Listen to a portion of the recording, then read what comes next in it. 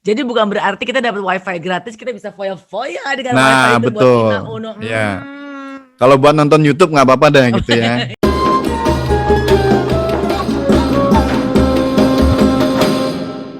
Pak Wawan, menjelang hari raya kan pastinya banyak nih keperluan yang mau kita penuhi ya untuk hari raya, mulai dari belanja-belanja, belanja yang sesuai kebutuhan ya maksudnya ya, Iya, pemberian THR kepada orang-orang sekitar, terus kirim-kirim uang ke kampung halaman gitu. Nah, iya, saat ini kan sudah mulai bertransaksi yang dilakukan secara online. Nah, betul. mungkin Pak Wawan bisa memberikan tipsnya kepada sobat OJK, tips aman nih Pak dalam bertransaksi digital supaya terhindar dari peretas atau pembobolan akun keuangan.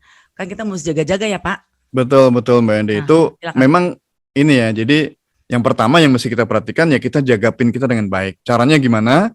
Saya kira yang pertama kalau bikin PIN tuh jangan yang gampang ditebak deh. Itu bahaya gitu.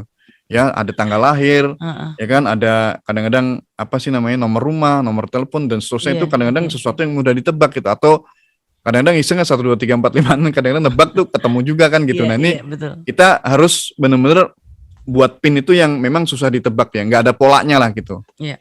Ya nggak ada pola itu yang harus kita terapkan dan jangan sekali menuliskan ya ini bahaya juga nih. Kadang-kadang ada oma opa gitu ya pengen melek teknologi kan, cuman namanya yang mau ngikuti itu kemudian ya kan Biar daya ingat gitu. ingatnya ini Heeh. nggak sebagus anak-anak muda milenial. Akhirnya tulisnya di user ID sama ini taruh Tapi saya dompet. gitu Pak. Saya belum Nah, omong-omong begitu loh. waduh, lah ini bahaya itu. Hati-hati Mbak Iya, Indi ya. ini Karena penting ya. kalau taruh dompet terus dompet hilang ya selesai kita Iya sih, habis ya tuh. benar-benar juga. Iya, Terkuras iya. itu bahaya Iya. sekali. Jadi Heeh. jangan sekali-kali menuliskan di kertas atau apa ya sehingga nanti itu bisa terakses oleh orang yang bisa menyalahgunakan gitu ya, orang yang tidak Iya. bertanggung jawab menyalahgunakan itu. Itu yang pertama. Yang kedua, kalaupun sudah punya PIN yang sudah acak nggak jelas ya, tetap kita perlu untuk kemudian apa katakanlah sering-sering bukan sering ya, secara berkala lah kita ganti ya. Ya karena siapa tahu nih satu saat kita ada yang Oh. ya kan melirik itu tahu pinnya itu gitu ya. Nah, tapi bisa aja Oh. Iya, iya.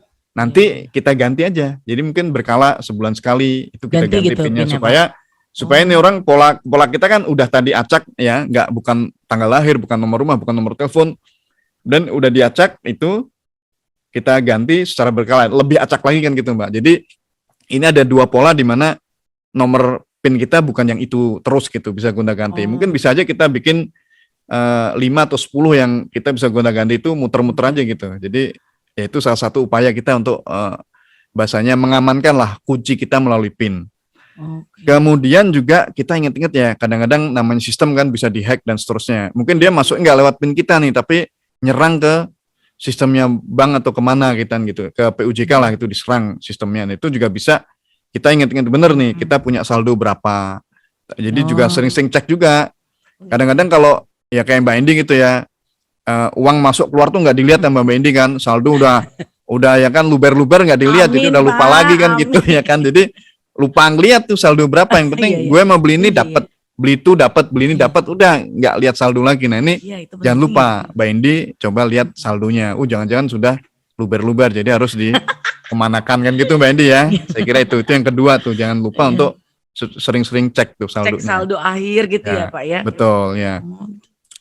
Kemudian juga misalnya nih, kemudian kita mengalami ya kejadian, wah ini kok apa namanya, sepertinya ada yang menghack rekening saya nih gitu.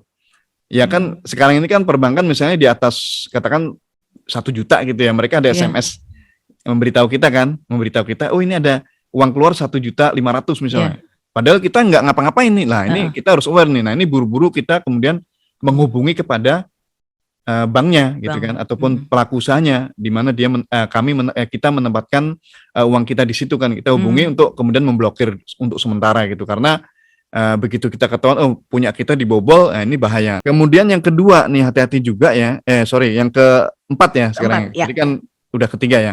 Yang Ya. keempat itu di ATM atau apa gitu ya, Ya. sering diganjel atau apa ya, ini ya kan card trapping lah bahasa kalau di perbankan gitu ya. Card Itu trap. dia memasukkan, kemudian ada orang yang kemudian ya ngerjain kita gitu ya, komplotan lah biasanya gitu. Ada yang menukar apa namanya kartunya, kemudian ini kita harus hafal benar modus-modus seperti ini. Oh, oke. Nah, kita simpan juga yang punya kartu kredit tuh CCV itu juga jangan diumbar ya, karena tidak semua merchant itu kemudian menerapkan OTP. Nah, ini kejadian juga. Jadi Oke. kalau misalnya kita lagi makan nih ya, karena gaya bos gitu kan, di rumah makan nih, kartu kredit dikasih nih sama ya kan, pas bayar dibawa ke belakang, ini bisa aja dipoto atau apa kan, nih CCV kita udah kesimpan sama mereka. Ini bahaya gitu. Jadi kalau bisa nih kartu kredit ya pas bayar ya kita di depannya ini, jangan sampai kemudian itu kartu kredit kita bisa katakanlah disalahgunakan oleh orang yang tidak bertanggung jawab gitu, Mbak Indi. Jadi amankan itu CCV segala macam, karena memang bahaya. Nah, yang sekarang ini juga yang lebih ngetren lagi adalah mengenai social engineering. Nah, ini juga kita harus hati-hati ya. Karena kadang-kadang tiba-tiba ada yang nelpon kita, kita nggak tahu dia dapat dari mana. Dia ngomong kami dari bank bla bla bla bla bla. Nah, nanti sebentar lagi akan ada 6 angka yang itu supaya untuk apa namanya gitu nanti. Supaya apa namanya, kan dia ngomongnya ada transaksi nih di sini. Jadi supaya itu nggak terjadi, kita butuh OTP itu untuk memblok itu. Padahal sebaliknya yang terjadi, dia sedang menyiapkan transaksi, begitu diklik kan OTP muncul tuh. Nah, masuk situ OTP dikasih tahu ke fraudster. Nah, ini makin habis duitnya gitu. Dan ini kejadiannya banyak pengaduan yang masuk OJK terkait dengan social engineering. Jadi apapun namanya, PIN, CCTV, OTP sekali-kali jangan dibagikan kepada orang, siapapun lah, even juga keluarga dekat kita, karena kadang-kadang ya gitulah, kejadian suami yang make atau istri yang make atau anaknya untuk beli game online dan seterusnya, itu kejadian juga. Jadi sekali lagi supaya tidak disalahgunakan, simpan dengan baik ya, simpan dalam hati ya, karena belum ada orang bisa membaca hati saya kan gitu. Nah, itu kita simpan dalam hati, jangan kemana-mana, jangan tuliskan, jangan ini ya. Jadi intinya tetap kita jaga CCV kita, PIN kita, dan juga OTP kita. Kemudian juga yang nggak kalah penting, kita kan suka transfer nih ya kan, lewat handphone kan enak nih, pakai mobile nih, cepet gitu kan. Nah cuman kita suka lupa nih, kadang-kadang namanya anak milenial, nyari wifi gitu kan, begitu pakai wifi itu, nah itu sangat rawan untuk dilakukan hacker ya, mereka akan masuk ya, dan kemudian mengambil data-data kita, dan di situ ada peluang ya mereka untuk mendapatkan harta ataupun aset kita yang tersimpan di bank ataupun di tempat lain. Ini hati-hati. Jadi jangan sekali lagi bertransaksi ya keuangan melalui public wifi, karena ini sangat berbahaya, sangat gampang untuk diambil data-data kita. Ya kurang lebih ini beberapa tips. Ya bahaya Mbak.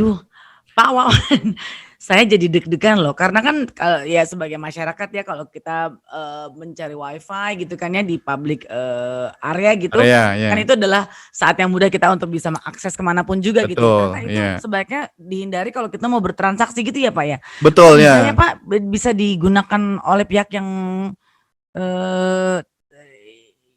yang nggak baik gitu. Dari mana ya Pak sistemnya, kan semua datanya ada di kita, orang bisa masuk kan harus akses ke kita dulu kan. Betul, jadi hacker ini kan dia pinter nih, jadi ada yang namanya istilahnya phishing ya kalau dalam bahasa ini ya. Jadi mereka memancing ini, jadi ketika kita menggunakan public area kan semuanya terbuka open ya. Betul. Biasanya memang biasanya di public area kan bisa ada apa namanya notifikasi sih biasanya ya. Iya. Tapi mungkin nggak semua, tapi saya sering dapat notifikasi bahwa ini public area di mana orang lain juga bisa menggunakan ini kan gitu. Nah disitulah ketika katakan dalam satu ruang yang sama, nah orang bisa. Kemudian yang orang-orang pintar IT nih kan, hacker-hacker ini kan ahli nih seperti ini. Dia phishing tuh, ambil data-datanya lewat wifi ini gitu.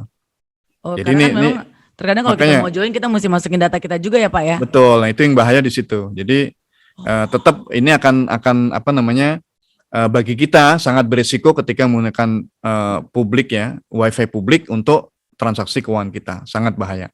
Jadi saya sarankan hindari itu gitu, jangan. Ya. Jadi bukan berarti kita dapat wifi gratis, kita bisa foya-foya dengan wifi itu betul. Buat Ina Uno. Kalau buat nonton YouTube nggak apa-apa deh gitu ya. Tapi kalau transaksi keuangan jangan. Betul, apalagi YouTube kita ini mesti ditonton tiap saat ya Pak, boleh itu ya. Oke, baik. Betul.